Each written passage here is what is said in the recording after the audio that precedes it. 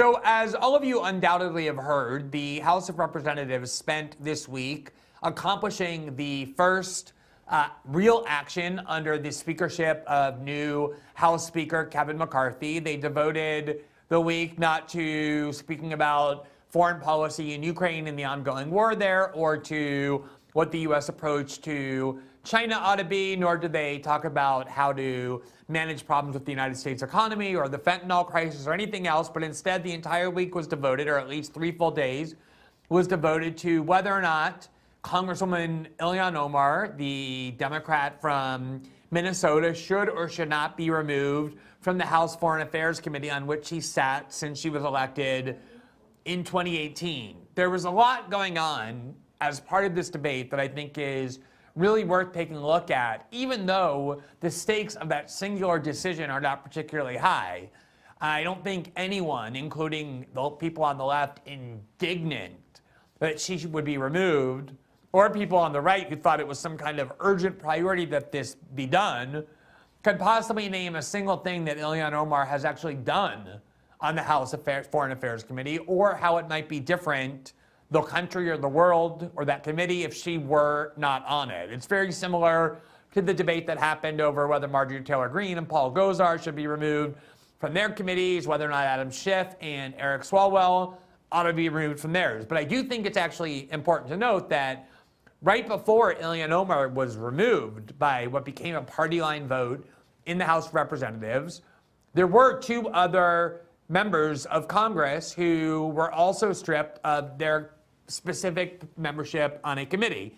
Adam Schiff was the chairman of the House Intelligence Committee. He was poised to become the ranking member of that committee with the Republicans now in the majority. And House Speaker Kevin McCarthy fulfilled his promise to ban him from membership on that committee, arguing, I think, very validly and persuasively, not that Adam Schiff expressed political views that were disliked by Republicans or by a majority of the country, but rather that Adam Schiff serially abused his power as the chairman of that committee by constantly leaking classified information for his own benefit, but more so by using the credibility that many people believe that position has to vest all kinds of obvious lies, particularly regarding Russiagate, with the credibility that comes from that position. That is a clear abuse of power.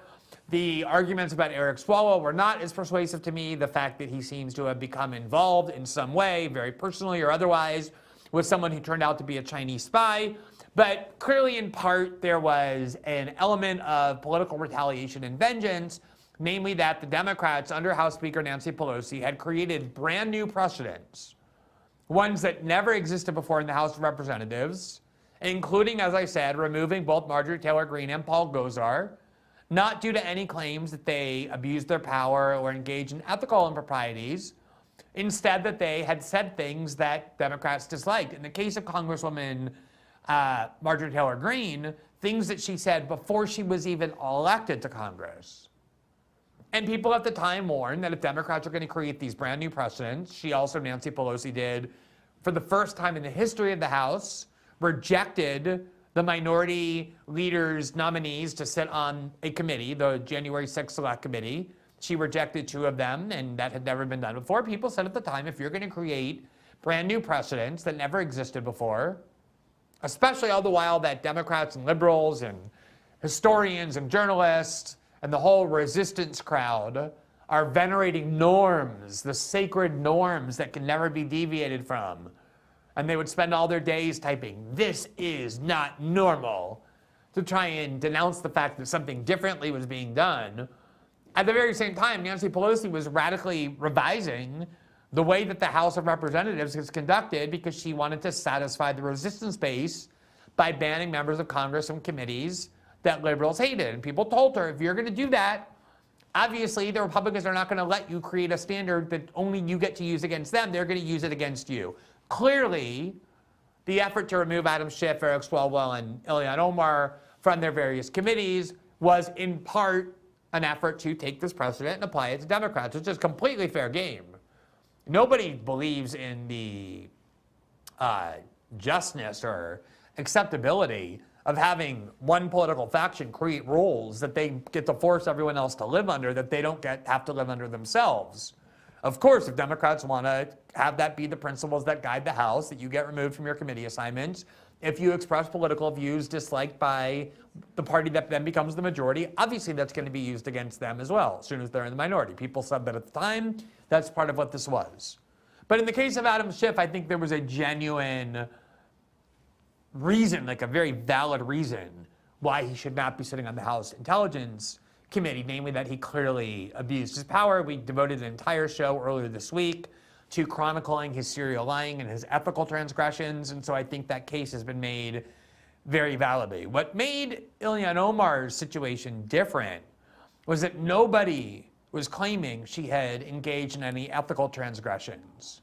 Obviously, there's a bunch of internet claims about things she did with her family. We interviewed Congresswoman Marjorie Taylor Greene, who was in favor of removing Congresswoman Omar, and she alluded to some of those, but that wasn't really part of the case against her.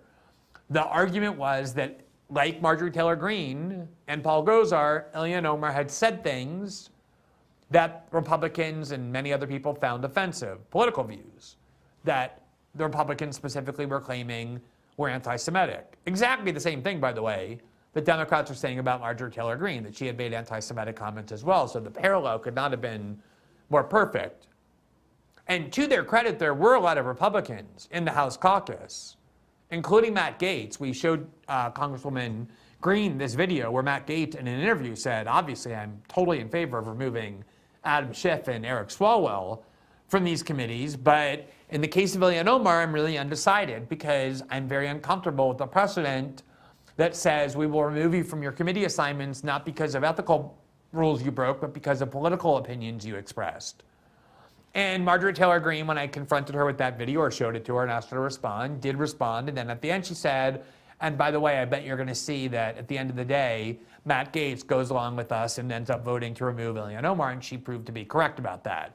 But there were multiple House members who were uncomfortable on the grounds that that's a bad precedent, even though Nancy Pelosi herself said it, and the Democrats said it. We don't want that to be the precedent going forward. And so a lot of them were not going to vote yes unless they were given compromises and changes to the House rules that make it more difficult going forward to remove members of Congress from House committees because of their political views.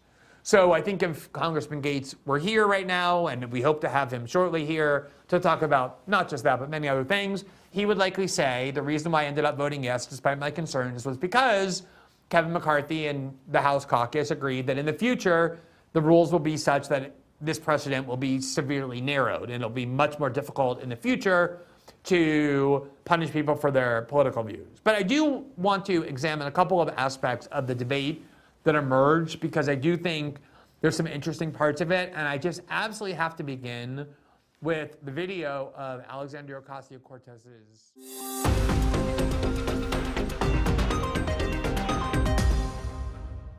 Thanks for watching this clip from System Update. Catch our full shows for free, live weekdays at 7 p.m. Eastern on Rumble, and join our locals community at greenwald.locals.com for all of my written journalism, exclusive after-show Q&As, and more.